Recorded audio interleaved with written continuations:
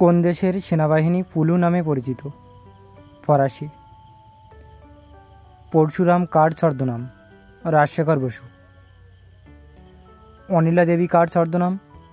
শরৎচন্দ্র চট্টোপাধ্যায়।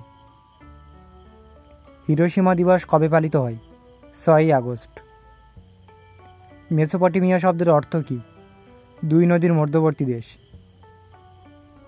আন্দামান ও নিকোবর দ্বীপপুঞ্জ কোনটি দ্বারা পরস্পরের থেকে পৃথক হয়েছে? 10° চ্যানেল।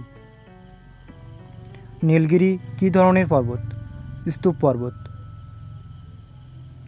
দক্ষিণ ভারতের সর্বোচ্চ শৃঙ্গ কোনটি? আনাইমুদি। শিলং মালভূমি মেঘালয় নামে পরিচিত কোন ব্যক্তি এই নামকরণ করেছিলেন? এসপি চ্যাটার্জি। ভারতের কোন উপকূলে উপহ্রদ বা লেগুনের সংখ্যা অধিক? মালাবার উপকূল। কঙ্কন উপকূল কোন রাজ্যে অবস্থিত? মহারাষ্ট্র। কোন অঞ্চলটিকে মরুস্থলী বলা হয়? থর মরুভূমি। প্রাচীনতম পর্বত আরাবল্লী নিচের কোন দুটি স্থানের মধ্যে অবস্থিত? উদয়পুর ও জয়পুর। প্রথম বাঙালি চলচ্চিত্রকার হীরালাল সেন। ভারতীয় জাতীয় পতাকার রঙের তাৎপর্য বর্ণনা করেন সর্বপল্লী রাধাকৃষ্ণন।